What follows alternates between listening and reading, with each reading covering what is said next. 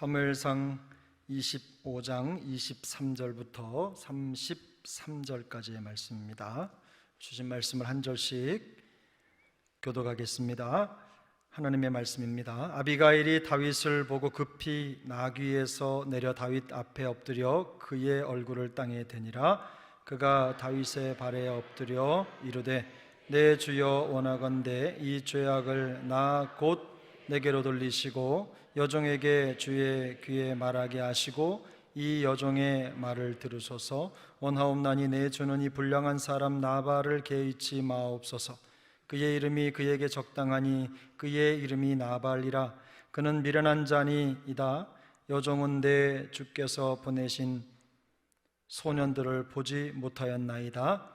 내 주 여호와께서 살아계심을 두고 맹세하노니 내 주도 살아계시거니와 내 주의 손으로 피를 흘려 친히 보복하시는 일을 여호와께서 막으셨으니 내 주의 원수들과 내 주를 해하려 하는 자들은 나발과 같이 되기를 원하나이다.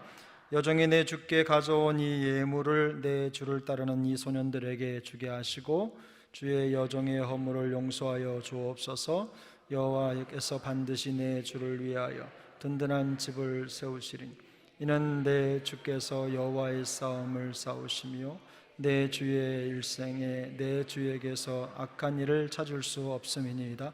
사람이 일어나서 내 주를 쫓아 내 주의 생명을 찾을지라도 내 주의 생명은 내 주의 하나님 여호와와 함께 생명싸개 속에 쌓였을 것이요 내 주의 원수들은 생명은 물매로 던지듯 여호와께서 그것을 던지시리이다.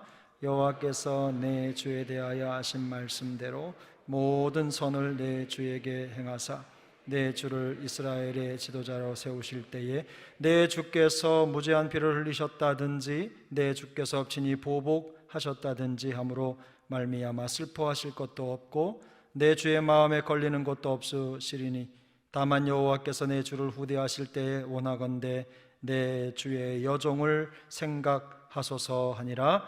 다윗이 아비가일에게 이르되 오늘 너를 보내어 나를 영접하게 하신 이스라엘의 하나님 여호와를 찬송할지로. 함께 읽습니다.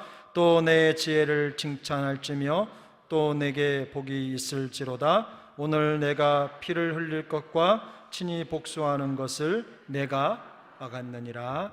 아멘.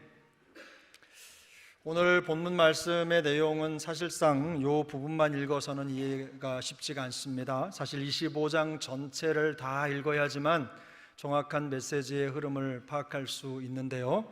내용을 전반적으로 살펴보면 우리가 알고 있는 대로 다윗은 사무엘이 죽은 이후에 이제 아비가일을 만나게 됩니다. 아비가일은 다윗의 아내 중에 한 사람이 되는데 그 이전에 앞서서 아비가일은 원래 다윗의 아내가 아니라 오늘 본문 속에 등장하는 나발이라고 하는 사람의 아내였습니다.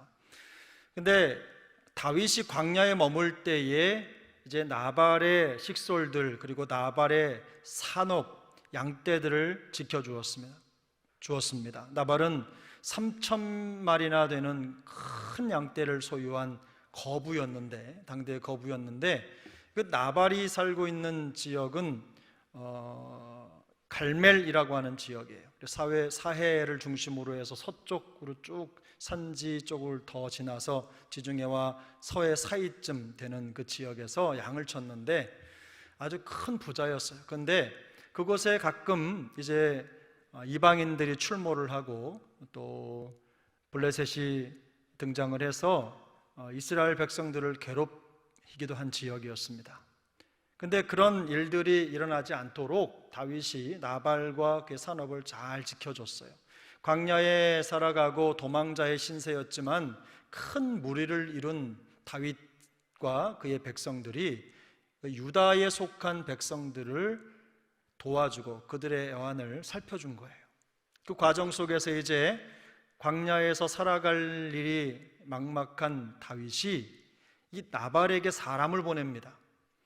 사람을 보내서 우리가 이러해서 너희를 도왔으니 너희가 양 잡을 때 축제일에 음식을 조금 우리에게 나눠 주어서 우리가 어떤 도움을 받도록 했으면 좋겠다고 요청을 하는 거예요. 그런데 나발이 이 다윗의 청을 이런 자에 거절합니다.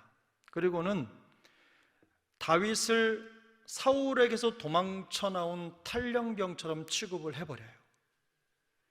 모욕을 한 거죠. 이 이야기를 전해들은 다윗이 이제 자기의 군사 중에서 400명이나 되는 군사에게 칼을 채워서 이 나발을 잡으려고 산을 내려가던 중이었습니다. 그러던 과정에 이제 오늘 본문에서 보면 아비가일이라고 하는 나발의 아내가 다윗 무리를 막아선 것입니다. 물론 이전에 이 내용이 있기 전에 나발의 하인들이 다윗의 신하들을 모욕하고 보낸 나발에 대해서 아비가일에게 소상히 설명을 했습니다. 이 이야기를 듣고 아비가일이 큰일 났다 생각을 하고 이제 음식들을 다 챙겨서 다윗을 만나러 나간 겁니다. 혼자 나가지 않고 또 하인들에게 음식을 들려서 보내지 않고 손수 그 모든 것들을 챙겨서 다윗을 만나러 가는 장면이 이제 오늘 본문이 되는 것입니다.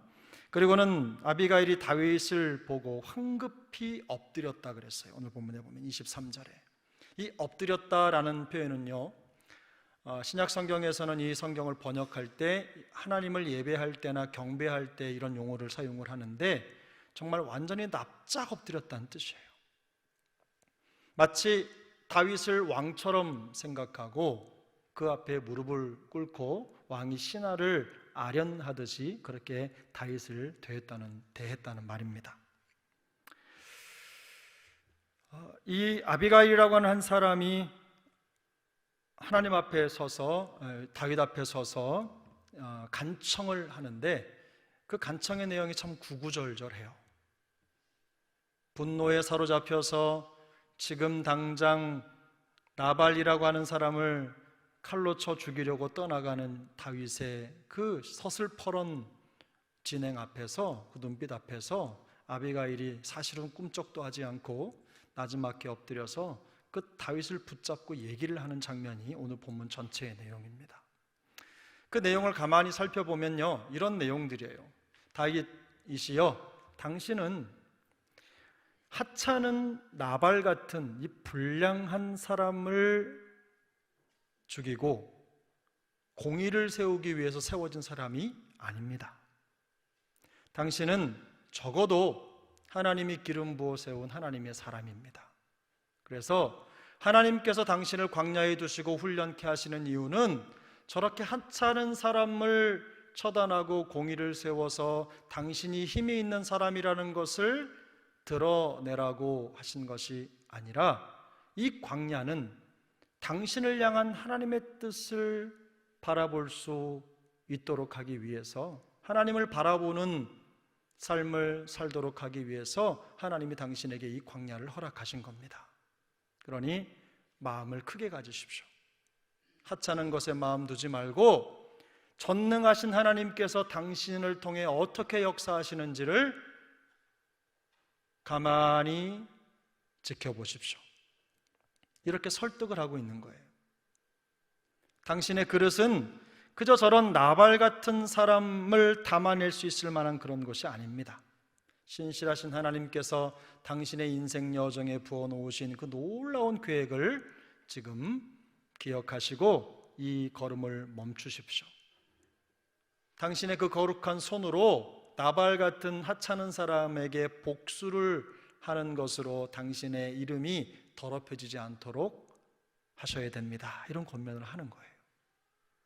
그리고 이 자기의 손에 든 칼로 어떻게 그 한 사람, 불량한 한 사람을 처단하는 것으로 당신의 정체성을 드러내겠습니까? 어디까지 가냐면 나중에 당신이 큰 왕이 되었을 때, 이스라엘을 다스리는 지도자가 되었을 때 당신이 이렇게 나발을 죽이고 이런 작은 일에 마음을 쏟고 칼을 휘둘렀다는 것 때문에 당신의 인격에 손상이 날까 두렵습니다. 이런 말을 하는 거예요. 심지어는 지금 이 광야에 선 당신은 그저 당신의 힘으로 먹을 것이나 찾아서 먹고 세력을 불리고 다른 식솔들을 먹이라고 하나님이 여기에 두신 것이 아닙니다 라는 말을 하면서 어떤 예를 드냐면요, 두 가지 중요한 단어를 사용하는데 29절에 보면 생명싸개라는 단어하고 그 다음에 생명은 물매로 던지듯 여호와께서 그것을 던지실 것이다 라고 하는 이 물매라고 하는 단어 두 개를 사용합니다. 이 생명싸개라고 하는 건 뭐예요? 당신의 생명은 당신의 능력으로 지킬 수 있는 것이 아닙니다.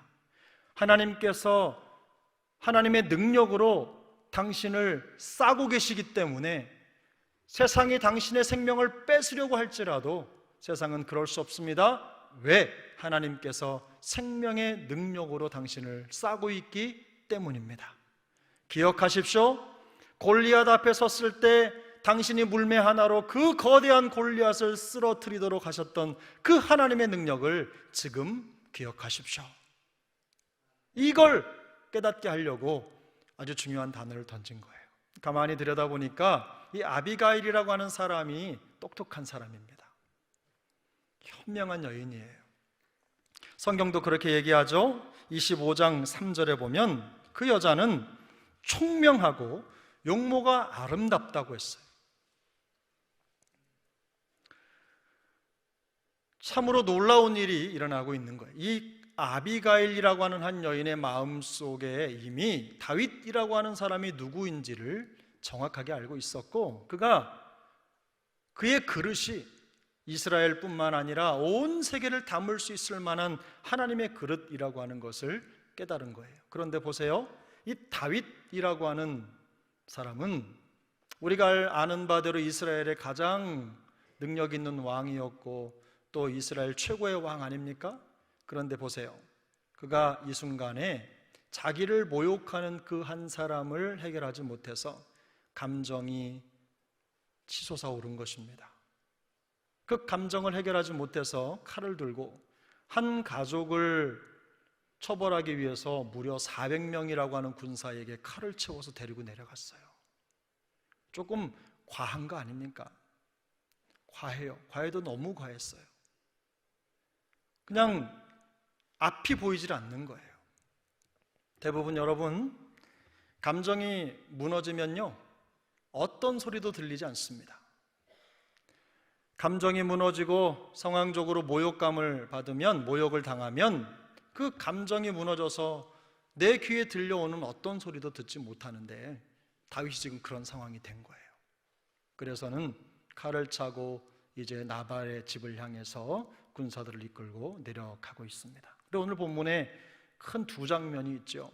저는 이 성경을 읽으면서 이 아비가일이 다윗이 탄 말 앞에 엎드려 있는 모습하고, 그리고 엎드려서 계속해서 말을 하는 거예요. 그리고 또 한 가지는 다윗이 그 말하는 여인의 뒷꼭지를 계속 내려다보고 있는 모습이 마음속에 떠올렸어요. 두 가지 교훈이 있습니다. 하나는 기왕의 지혜를 가지려면 아비가일 같은 지혜가 필요하다. 우리가 신앙생활하면서도 단지 내 앞에 내 문제만을 바라보고 그것 중심으로 살아가기에 급급한 인생이 아니라 더 큰 그림을 볼 수 있는, 하나님의 밑그림을 볼 수 있는 그런 시야가 준비될 필요가 있다는 겁니다. 아비가일이 바로 그런 여자입니다. 그리고 보십시오, 아비가일이 마지막에 31절에 뭐라고 하냐면 여호와께서 내 주를 후대하실 그때에 원하건대 내 주의 여종을 어떻게 하라고요? 생각하소서. 정말로 이 아비가일은요, 미래를 내다보는 눈이 있는 거예요. 여기 이 본문, 이 아비가일이 다윗을 설득하는 이 장면에서요, 아비가일이 다윗을 주님이라고 부르는데 이 주라고 하는 것은 신하와 왕과의 관계를 표현할 때 주로 쓰이죠. 이걸 몇 번이나 썼냐면요, 27번이나 썼어요. 무려 27번이나 우리 성경으로 봐도 다윗을 주라고 부르면서 모든 문장에 주여, 주여, 주여 이렇게 하면서 다윗을 높여드리는 거예요. 말을 해도 똑같은 말을 하더라도 듣는 사람이 화가 나게 말을 하는 분이 계신가 하면, 똑같은 말을 해도 똑같은 목적의 언어를 써도 다른 사람이 기분 좋게 잘 듣도록 말하는 분이 계시죠. 아비가일이 그런 사람이에요. 지금 옳고 그름의 문제가 아닌 거예요. 아비가일은 심지어 어떻게 얘기하냐면 나발이라고 하는 자기 남편을 무시해요. 미련하다고 얘기를 해요. 아무리 아내가 똑똑해도 자기 남편을 미련하다고 하는 아내를 여러분 옆에서 곁에서 보시면 그 부인이 어떻게 보이시겠어요? 해본 적이 없어서 잘 모르시겠어요? 어떻게 보면 저는 우리 문화 안에서는 이해가 잘 안 되는데요, 이 아비가일 입장에서는 다급하죠. 그리고 그 사람을 개의치 말라고 얘기하고 나중에 뭐라고 얘기하냐면 28절에 주의 여종의 허물을 용서해 달라고 얘기해요. 뭐냐면 나발의 잘못과 우리 집안의 잘못이 그저 나발의 잘못이 아니라 저의 잘못입니다. 제가 당신의 소년들을 만나지 못한, 자리를 지키지 못한 잘못입니다. 이렇게 얘기를 하는 겁니다. 온 가족을 품는 거죠. 품도 넓고 또 언변도 수려하고 그리고 세상을 보는 안목도 뛰어납니다. 이런 지혜로운 사람은 분명히 끓어오르는 것 같은 사람들을 잠재울 수 있는 능력이 있는 겁니다. 바라기는 우리 모두가 다 이 아비가일의 지혜를 본받기를 축복합니다. 우리 여자 성도님들은 아비가일처럼 되시기를 축복합니다. 아직 며느리를 받지 못하신 분들은 아비가일 같은 며느리를 얻게 되기를 축복합니다. 아직 딸을 낳지 못하신 분들은 아비가일 같은 딸을 낳게 되기를 축복합니다. 딸을 가지신 부모님들은 아비가일 같은 딸이 될 수 있기를 기도할 때 그 기도가 반드시 응답되기를 축복합니다. 놀라운 역사가 나타나는 거예요. 꼭 여자가 아니더라도 남자 편에서 봐도 하나님 앞에서 늘 지혜로운 말을 하고 또 하나님이 주시는 지혜로 믿음으로 세상을 볼 수 있는 그런 안목들이 열린 하나님의 사람들이 되시기를 예수님의 이름으로 축복합니다. 또 한 가지 지혜는요, 다윗에게 있습니다. 저는 다윗이 참 멋있는 사람이라고 생각해요. 다윗의 지금의 모습을 보면 위대한 왕의 모습이라고 하기에는 조금 안타까운 모습이 없지 않습니다. 왜냐하면 지금은 그저 인간적인 혈기로 충천해 있는 상황일 뿐이에요. 자기 개인의 원수와 원한을 갚기 위해서 군사들을 무장시켜서 달려가는 그저 평범한 보통 사람 수준밖에는 안 된다는 겁니다. 그런데 아비가일이라고 하는 한 여인 앞에서 그의 음성을 빠짐없이 듣고 있는 다윗의 모습을 보면서 그가 변화의 가능성을 무한대로 가지고 있는 사람이라는 모습을 봤어요. 일단 다윗은요, 잘 듣는 사람이었어요. 이 경청의 능력이 발달한 사람입니다. 일단 하나님의 음성을 잘 듣는 사람입니다. 뿐만 아니라 선지자의 목소리죠, 사무엘의 조언을 잘 듣는 사람이었어요. 뿐만 아니라 오늘 본문에 보니까 이 아비가일, 그저 미천한 사람이라고 여기고 말발굽으로 지나가도 될 만한 그런 상황임에도 불구하고 그는 그녀의 간곡한 간청을 빠짐없이 듣습니다. 그리고는요, 그 여인의 말을 들으면서 마음이 움직이는 거예요. 들어보니까 아비가일이 옳은 말만 하거든요. 맞는 말만 하거든요. 그러면 대부분 감정에 북받친 사람들은 바른 말이 들려도 이 감정 문제 때문에 바른 말을 제어하거나 듣지 않는 경향이 대부분이죠. 그런데 여러분, 오늘 다윗은 이 아비가일이 전하는 말을 빠짐없이 듣습니다. 인간의 혈기만 보이는 그의 모습이고 지금 복수를 하기 위해서 가는 모습이지만 지금 땅바닥에 엎드린 이 아비가일의 지혜로운 말을 들으면서 그는 이렇게 고백합니다. 오늘 본문에 보면 32절을 보십시오. 32절, 33절 같이 읽겠습니다. 다윗이 아비가일에게 이르되 오늘 너를 보내어 나를 영접하게 하신 이스라엘의 하나님 여호와를 찬송할지로다. 또 내 지혜를 칭찬할지며 또 내게 복이 있을지로다. 오늘 내가 피를 흘릴 것과 친히 복수하는 것을 내가 막았느니라. 아멘. 위대하지 않습니까? 이렇게 마음을 바꾸는 건요, 용기 있는 사람들의 선택입니다. 대부분 감정이 상하면 바른 말을 들어도 마음을 바꾸지 않습니다. 왜냐하면 손해보는 것 같아서. 이 화를 어디다가 풀긴 풀어야 되겠는데 이걸 막으면 오히려 막는 사람에게 화를 내죠.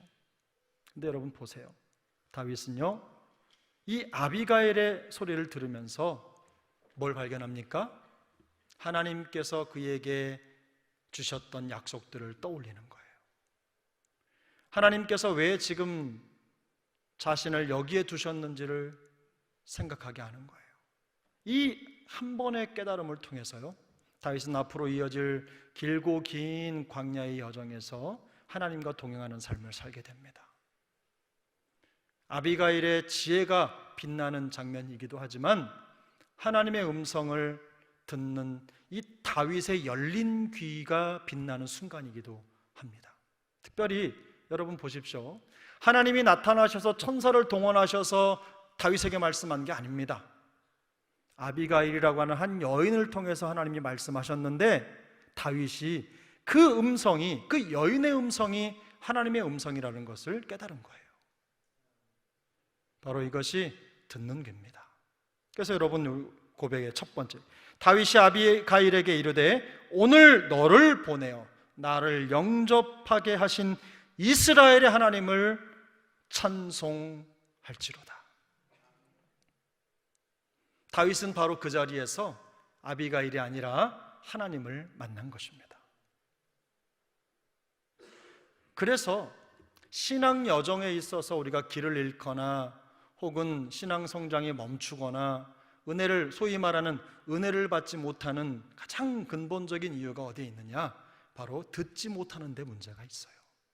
그래서 예수님은 항상 이 듣는 것에 대해서 문제를 많이 제기를 하셨는데요, 마가복음 4장 23절도 보면 들을 귀 있는 자는 들으라. 예수님은 듣는 것에 관심이 많으셨어요. 정말로 많은 사람들이 귀는 있어도 하나님의 음성을 듣지 못하며 살아가기 때문입니다. 지혜로운 삶의 시작은 바로 지혜와 지식의 근본이신 하나님의 말씀을 듣는 데서 시작되는 줄로 믿습니다. 시작도 거기에서 시작되지만 마무리도 마찬가지입니다. 항상 좋은 시작이 있고 좋은 과정이 있고 그리고 좋은 마무리가 있을 때 멋진 인생이 되는 것입니다. 처음과 또 중간과 나중이 하나님의 음성을 떠나지 않는, 늘 하나님의 말씀을 믿고 또 따르며 순종하는 우리의 삶의 여정이 될 수 있기를 축복합니다. 우리가 듣는다는 것은 무슨 뜻입니까? 듣는다는 것은 설득이 된다는 뜻이거든요. 지금 아비가일이라고 하는 지혜로운 여인의 말 앞에 이 다윗이 설득되고 있죠?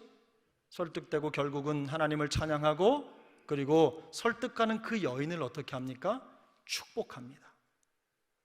우리가 성도로서 더 영성이 깊어지고 하나님의 사람으로 견고히 세워져 가고 날마다 성장하고 성숙한 삶을 사는 비결이 어디 있습니까? 하나님을 온전히 믿는 거지요? 여러분 그렇게 동의하십니까? 근데 이 믿는다는 말의 시작점이 뭐냐? 제가 늘상 말씀드리지만 바로 설득되는 겁니다. 하나님의 말씀을 듣고 그 말씀에 내 고집이 꺾이는 거예요. 그 말씀에 내가 설득되는 거예요. 내 생각을 내려놓고 하나님의 생각을 내 마음으로 내 안으로 받아들이는 것입니다. 그것이 믿음입니다. 사랑하는 여러분, 다윗 같은 경청의 능력이 우리에게 회복되기를 축복합니다. 하나님의 음성을 듣고 하나님의 사람으로 견고히 서서 정말 우리에게 말씀하시는 그 세미한 하나님의 음성을 빠짐없이 듣고 그 말씀을 청종할 때 우리에게 놀라운 변화의 역사가 나타나게 될 줄로 믿습니다. 이전에 경험하지 못했던 하나님의 크고 비밀한 역사, 여러분 보세요. 광야에 뚝 떨어진 다윗 같은 사람에게 지금 무엇보다도 음식도 필요하고 많은 게 필요하지 않겠어요? 근데 그 와중에 아비가일을 통해서 다윗에게 말씀하신 그 핵심이 뭐예요?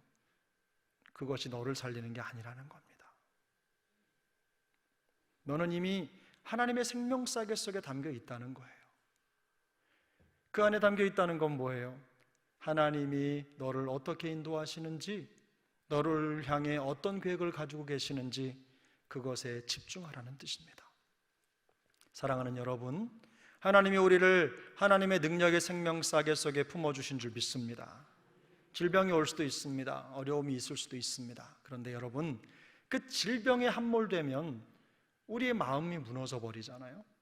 어려움이 있을 때, 고통이 있을 그때에 하나님께서 우리를 당신의 생명싸개 속에 우리를 품으셨다는 것을 기억할 수 있기를 축복합니다. 그리고 물매를 생각하셔야 돼요. 하나님이 나와 함께 하시는 흔적, 하나님이 나로 승리케 하시는 그 흔적, 하나님이 나를 세상 가운데 이기게 하셨던 그 흔적을 놓치시면 안 돼요. 하나님 아버지, 말씀하여 주옵소서. 주의 음성 듣고 마음이 열리고 저를 통해 계획하신 놀라운 크고 비밀한 계획들을 경험하는 광야 같은 인생 여정 떨지 않겠습니다. 쫄지 않겠습니다. 걱정하지 않겠습니다. 앞서 인도하실 하나님을 더욱더 의지하고 달려가겠습니다. 이런 고백을 드릴 수 있게 되는 것입니다. 우리 사랑하는 영가족들에게 이런 놀라운 믿음의 역사, 또 경청의 은혜, 또 하늘로부터 임하는 놀라운 지혜의 능력이 함께하기를 예수님의 이름으로 축복합니다. 기도하겠습니다.